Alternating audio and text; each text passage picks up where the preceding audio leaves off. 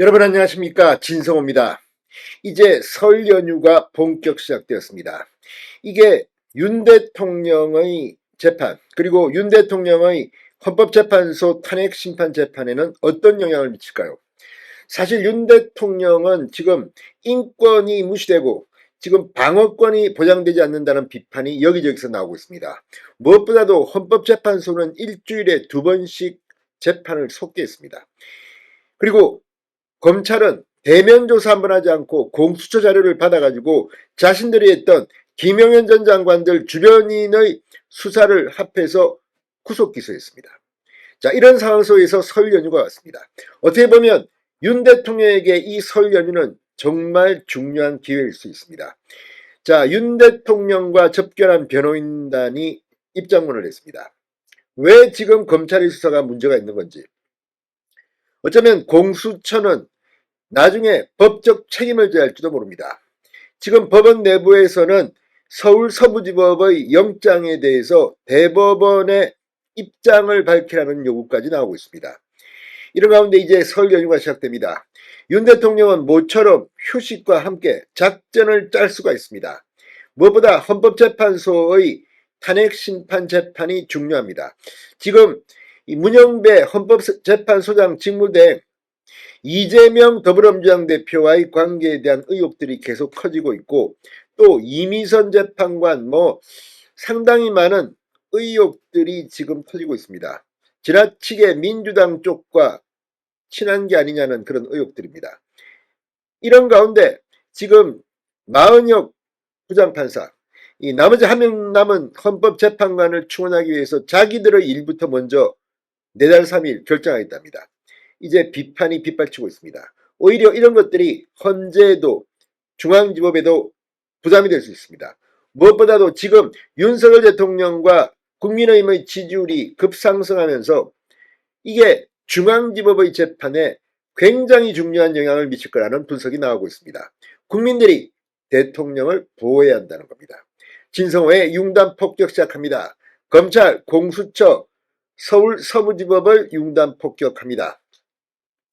자, 윤석열 대통령의 변호인단이 검찰이 윤 대통령을 구속 기소한 것에 대해서 억지와 궤변이 만든 수사 참극이라고 말했습니다. 자, 공수처와 검찰의 사법 파괴, 이게 결국은 서울중앙지법에서 재판을 할 때 주요 윤 대통령의 변호 근거가 됩니다. 무엇보다도 불법이 불법을 덮고 있다. 공수처 말고 경찰과 검찰은 윤 대통령을 직접 수사하지 못했습니다. 어떻게 보면 다른 수사기관들이 할 수 있는 기회를 모두 다 빼앗고 공수처가 단독 플레이를 한 건데, 그나마 딱 한 번 윤 대통령을 대면 수사했는데 진술을 거부했습니다. 그 뒤에 강제 구인은 모두 실패했습니다. 자, 그렇다면 지금 검찰이 윤 대통령을 기소할 때 근거는 윤 대통령에 대해서는 아무것도 없습니다. 전부 다 김용현 전 장관이 뭐라고 했다, 경찰청장이 뭐라고 했다. 그런데 문제는 그런 것들이 지금 하나씩 둘씩 뒤집히고 있다는 겁니다.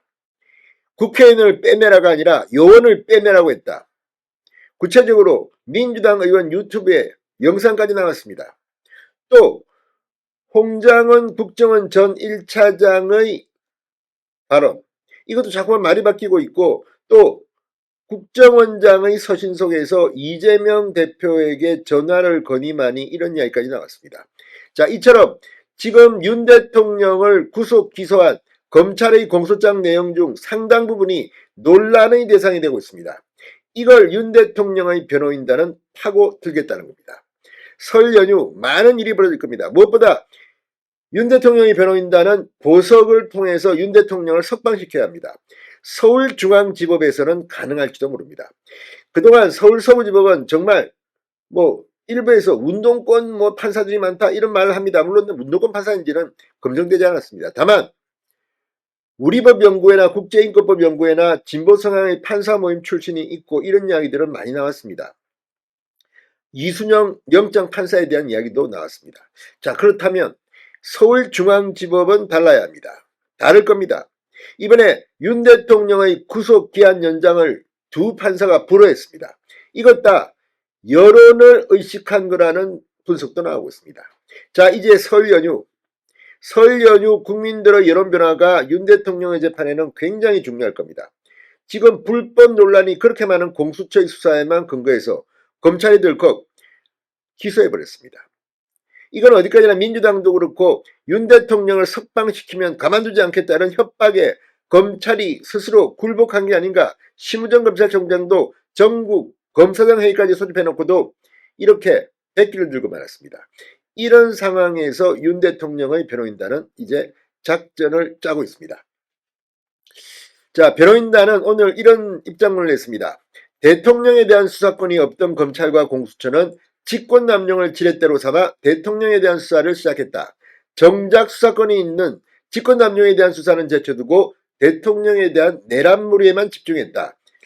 자, 공수처는 대통령에 대한 수사보다 체포가 목적이었고 수사권과 관할권에 대한 검토는 물론 공수처법과 형사소송법에 대한 기본적인 검토조차 제대로 하지 못하며 온갖 논란을 자초했다.